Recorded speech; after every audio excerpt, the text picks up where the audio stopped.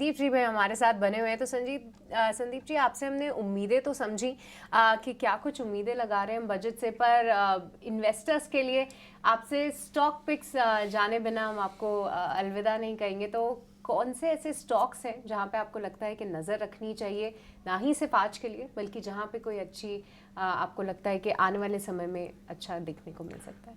देखिए, अगर बजट में टैक्स रिलीफ आएगा, अगर टैक्सेशन स्ट्रक्चर कम किया जाएगा इंडिविजुअल इन्वेस्टर्स के लिए, तो मुझे लगता है सबसे ज़्यादा बेनिफिट कंजम्पशन साइड पे होगा।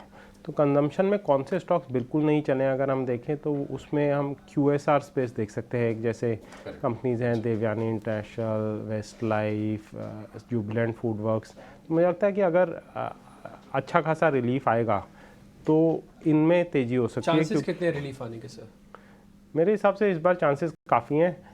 फाइनेंस मिनिस्टर्स लाइक पिछला ट्रैक रिकॉर्ड तो नहीं दिखाता कि रिलीफ आएगा, लेकिन इस साल क्योंकि इलेक्शंस में जो रिवर्सल्स हुए हैं और जो स्टेट इलेक्शंस आ रहे हैं उसको नज़र में रखते हुए मुझे लगता है टैक्स रिलीफ आने के चांसेस हैं। संदीप सर, ये काफी समय के बाद हम देख रहे हैं गठबंधन वाली सरकार का बजट आ रहा है, तो क्या ये पॉपुलिस्ट होगा? देखिए, बजट हमने देखे हैं पिछले काफ़ी सालों में पॉपुलिस्ट ही रहे हैं जनरली, लेकिन एक्सेसिवली पॉपुलिस्ट बजट्स होते नहीं है इस NDA गवर्नमेंट के, मोदी जी के अंडर। इस बार थोड़ा प्रेशर होगा, लेकिन फिर भी मुझे लगता है एक्सेसिवली पॉपुलिस्ट होगा नहीं। ठीक है संदीप सर, बहुत बहुत शुक्रिया, थैंक यू वेरी मच। आज आपने हमारे लिए टाइम निकाला, बहुत बहुत शुक्रिया, थैंक यू वेरी मच। किरण भी हमारे साथ जुड़े हुए हैं, साथ ही हमारे साथ एक और मेहमान जुड़ गए हैं, रजत बोस, उनका करते हैं जरा स्वागत। रजत जी बहुत बहुत शुक्रिया, थैंक यू वेरी मच। काफ़ी दिनों बाद, मैं बोलूँगा काफ़ी सालों बाद मेरी तो आपसे मुलाकात हो रही है। रजत जी बहुत शुक्रिया, लेकिन अच्छे दिन हो रही है और अच्छे समय पर हो रही है, ये अच्छी बात है।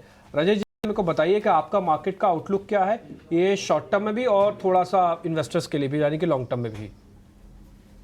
देखिए, शॉर्ट टर्म के लिए बोला जाए तो एक चीज मैं कहना चाहूंगा कि टिपिकली फ्रॉम ये अगर टेक्निक की नजरिया से देखते हैं तो 24,200 अगर नहीं टूटता है कोई कारण से तो कोई खतरा नहीं है, क्योंकि ऊपर की तरफ फिर से मूवमेंट होने की संभावना दिखाई जा रहा है। और ये जो 24,626 से लेके 24,655 का एक लेवल है, वहां पे कुछ निफ्टी के लिए रेजिस्टेंस आ सकता है। वो रेजिस्टेंस पार करने के बाद में 24,850 के आसपास जो ऑल टाइम हाई है उसको टेस्ट करने की गुंजाइश हो जाएगा। और इसके बाद में ऊपर में देखिए, मैंने जो लेवल सोच के रखा है कि 25,110 का एक हाई बन सकता है आगे जाके।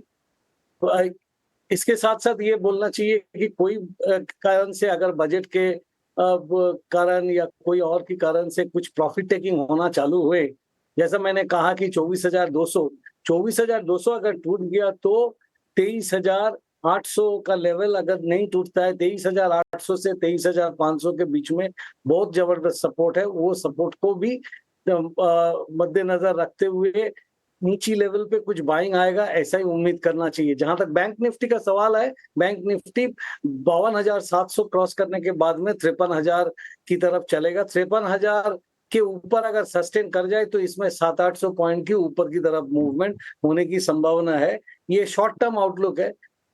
लॉन्ग टर्म आउटलुक के लिए मैं एक चीज कहूंगा कि देखिए, ढेर सारे सेक्टर और जैसा कि डिफेंस बोलिए कि आप PSU बैंक्स बोलिए, रेलवे स्टॉक्स बोलिए, बहुत सारे जगह पे पैराबोलिक राइज, मतलब इस तरीका से मूवमेंट हुआ है। कुछ कुछ जगह पे आपको लगेगा कि एक स्काईस्क्रैपर खड़ा हो गया, वही वीकली या मंथली चार्ट में दिखाई देते हैं। तो इसमें आगे जाके कुछ कंसोलिडेशन देखेंगे, क्योंकि लगता है कि बाजार करीब करीब 1 साल 1.5 साल का जो नाफा आएगा, जो अच्छी संकेत आएगा, उसको ऑलरेडी इस सेक्टरों में ये डिस्काउंट कर चुके हैं।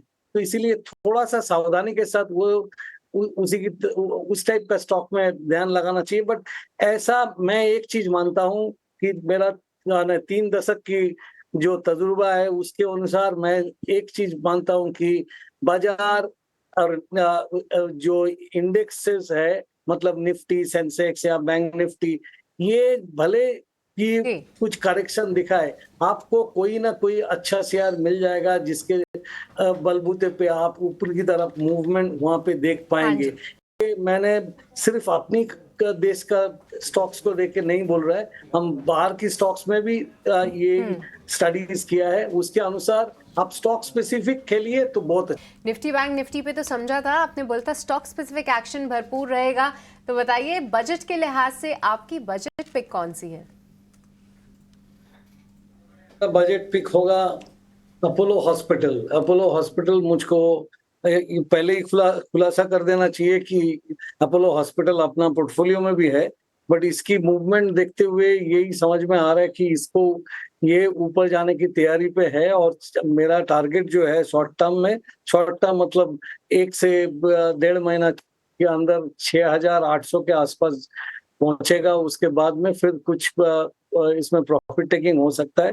इसके अलावा आप अगर देखें तो और एक स्टॉक मेरी वो भी मेरी पोर्टफोलियो में है, वो फाइन ऑर्गेनिक्स अभी 5,234 पर है। मेरा इसमें टारगेट है 5,900 की। ये मीडियम टर्म टारगेट है, इसमें काफी अच्छी सेटअप बन चुका है मीडियम टर्म के लिए। इसमें भी आप लोग आप दर्शक में खरीदारी कर सकते हैं। रजत बहुत बहुत शुक्रिया, थैंक यू वेरी मच। कोई डिस्क्लोजर होगा आपकी तरफ से जो आज अपने शेयर्स बताए हैं? एक अपोलो तो बता ही चुके हो आप। डिब्बी जरा जोर से बोलिए, यहाँ पे वॉल्यूम बहुत कम है। अच्छा, मैं कह रहा हूँ कोई डिस्क्लोजर है सर? अपोलो तो हमको पता लग ही गया। अपोलो के अलावा अपोलो कोई? और फाइन ऑर्गेनिक्स दोनों भी मेरे पोर्टफोलियो में है, ये मैंने पहले ही खुलासा कर देना चाहता हूँ। ठीक है सर, यही बात। ठीक है sir, thank you very much sir, बहुत बहुत शुक्रिया। जल्दी आपसे वापस मुलाकात होती है सर। रजत सर बहुत बहुत शुक्रिया, थैंक यू वेरी मच। खैर वैशाली पारिक भी इस बीच हमारे साथ जुड़ चुके हैं, उनका भी करेंगे स्वागत। वैशाली बहुत शुक्रिया, थैंक यू वेरी मच। मैं अभी आपके पास आ रहा हूँ और आपसे कुछ सवाल लेता हूँ। इससे पहले जरा किरण जी से ले लेता हूँ, काफ़ी देर से हमारी वेट कर रहे हैं। किरण सर, आपने खुलने के बाद कोई शेयर ढूंढा? Very good morning everyone. So overall अगर हम देखें तो कहीं ना कहीं स्टॉक स्पेसिफिक जो तेजी है वो रहेगी। बजट है इसके लिए 2 सेक्टर मुझे लग रहा है कि कहीं ना कहीं चलेगा, वो या तो सुर्खियों में रहेगा। एक है फर्टिलाइजर स्टॉक और दूसरा इंश्योरेंस। सो इंश्योरेंस के ऊपर एक अपडेट भी है, लाइक LIC इंश्योरेंस जो हमने लास्ट वीक में भी आपके साथ डिस्कस किया था 1,060 के आसपास, वो भी 1,140 के आसपास ट्रेड कर रहा है। तो वो एक हमारा कंटिन्यूअस कॉल रहेगा कि अगर किसी के पास है तो वो होल्ड रख सकते हैं। अब जो ट्रेल स्टॉप लॉस करना है वो 1100 का रखना है। कहीं ना कहीं जिस तरह के चार्ट पैटर्न है 1200 तक की रैली आप LIC इंश्योरेंस में देख सकते हो। और दूसरा जो एक प्रिफर्ड सेक्टर रहेगा वो कहीं ना कहीं फर्टिलाइजर का रहेगा। फर्टिलाइजर में अगर आप देखें तो कल के ओपन इंटरेस्ट के हिसाब से 2 स्टॉक है, चंबल फर्टिलाइजर एंड UPL। ये दोनों में काफी अच्छे लग रहे हैं, तो इन दोनों में से भी UPL प्रिफर्ड है। रीजन बीइंग के 200 दिन की मूविंग एवरेज वो करीबन 1.5 साल के बाद क्रॉस करके ऊपर में 580 तक के हाई बनाए थे, वहां से वापस वो अपनी 200 डेज मूविंग एवरेज को रीटेस्ट कर रहे हैं। मोमेंटम इंडिकेटर के ऊपर बुलिश जोन भी है, तो कहीं ना कहीं UPL के ऊपर आप ध्यान रख सकते हो। 540 के आसपास की ट्रेडिंग हो रही है। थोड़ा पोजिशनल आउटलुक रखना, not only for the budget, but हो सकता है कि फर्टिलाइजर सेक्टर को लेके कुछ ना कुछ आए, तो जिसकी वजह से UPL में ऊपर में 600 तक की टारगेट आप देख सकते हो और एक पोजिशनल स्टॉप लॉस 510 का मेंटेन करना है। तो UPL हमारा प्रिफर्ड पिक रहेगा। ठीक है, ठीक है किरण सर, हमने आपके शेयर दोनों के दोनों नोटिस कर लिए हैं। LIC और ये UPL मेरे को लग रहा है दोनों बजट ओरिएंटेड स्टॉक्स भी हैं। इन दोनों शेयर्स पे हम ज़रूर ध्यान रखेंगे।